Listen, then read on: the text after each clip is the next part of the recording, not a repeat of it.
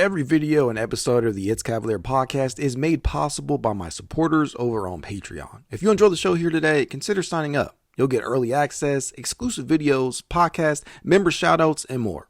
And as always, thank you for watching. Go Cavs. So just within the past 24 hours, a writer over on Sports Illustrated penned an article in which he proposed a trade centered around our very own Darius Garland. Now, the proposed trade would see Garland, who is going into the third year of the $197 million deal he signed back in 2022, on the move to the New Orleans Pelicans in exchange for the services of DeJounte Murray and rookie big man Derek Quinn, along with a 2029 first round pick. Also, I suppose it bears mention that this trade works financially. That's something you don't always see with a lot of these hypotheticals out there. The Cavaliers would actually be shedding about $3.5 million in the process, as Murray and Queen make nearly $36 million combined compared to DG's salary of $39.5 million. So there's that. Always kind of hard to make the money work with some of these contracts and hypothetical trades. And let me start off by saying this. On paper, you can see some of the validity behind making a move like this depending upon how you view each player involved in said trade. For as important as Darius Garland has been to the offensive output of the Cavaliers over the last, 4 to 5 years, he's always going to be a target of the defense. Now, y'all know that I do not view him as a liability in the same way that many others view him as. But it is fair to call him a target of the defense at his size, as he is listed at just 6'1". And further compounding that is the size of his backcourt running mate in Donovan Mitchell, who is listed at 6'3" in most places. Not a small 6'3" by any means, but 6'3" nevertheless. Neither is a feared defender, but probably better than a lot of people actually give them credit for. The defensive growth of Garland in particular is one thing that I've been trying to get people to understand for a while now. It is for that reason that adding Murray might have some allure to some fans out there. After all, Murray is about 4 inches taller than Garland and 2 inches taller than Mitchell. He's also got an all-defensive team selection on his resume, though it should be noted that that was 8 years ago. He was also the NBA's leader in steals per game during the 2021-22 season. In fact, DeJounte Murray actually has the NBA's most total steals since the 2019-20 season, with a whopping 636 steals during this 6-season stretch. He was 13th in deflections per game just last year, 10th in 2023-24, 10th in 2022-23, 2nd in 2021-22, and 16th in 2020-2021. Y'all get it. You know, Nikola Jokic had 3 fouls at halftime. He doesn't have one in the second half. The takeaway, DeJounte gets to it. Can he get the layup? Yes! He deflects the ball a lot. He deflects the ball with the best of them, creating a lot of chaos and turnovers in the process, and it's a huge reason why B-Ball Index has consistently placed him highly in this area. I mean it, he is quite literally graded in A territory in each of his 8 seasons on the court. Now, he did miss the 2018-19 season with injury, but clearly he hasn't lost anything defensively over the years as it pertains to this specific category. He has a 6'10" wingspan, same as Donovan Mitchell out there.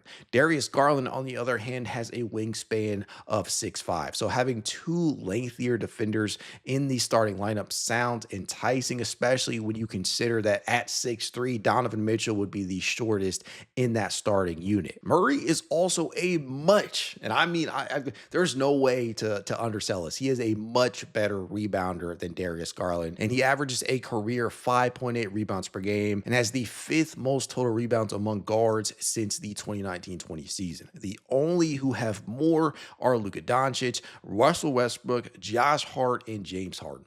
All very good guards at pulling rebounds down. Great company to be in, if you ask me. Murray and Garland are both high-level playmakers. That's something that we can't discount here, and routinely place or grade highly overall B-Ball Index in this area. Both are skilled drive and kick ball handlers and adept at getting their bigs the ball.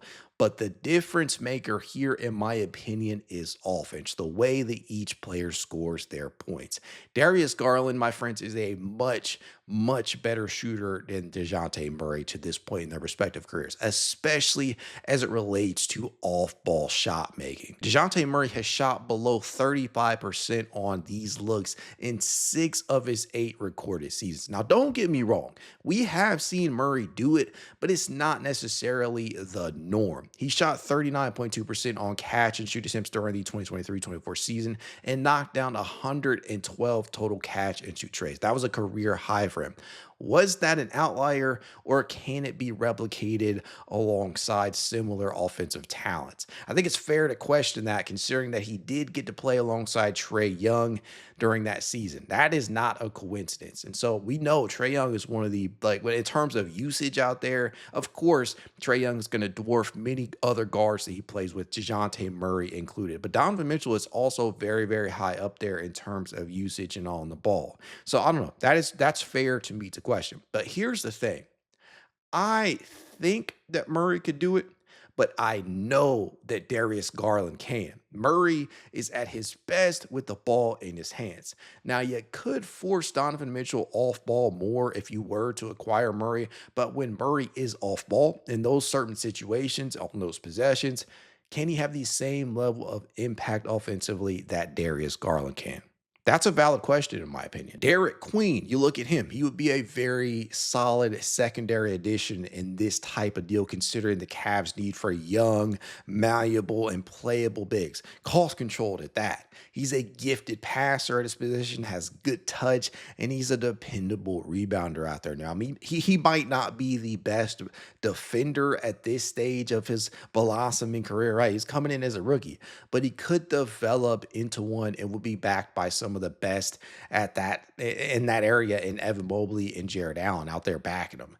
So truth be told, the Cavs would actually be adding a very good two-way player in that of Murray, a player who has an all-star nod on his resume, a player who has been on an all-defensive team, a player who led the league in steals at one point, a player who is very good at moving that rock around, but also has some challenges in terms of playing off ball at times throughout the duration of his career. So some definitely trade-offs in terms of Murray for Garland.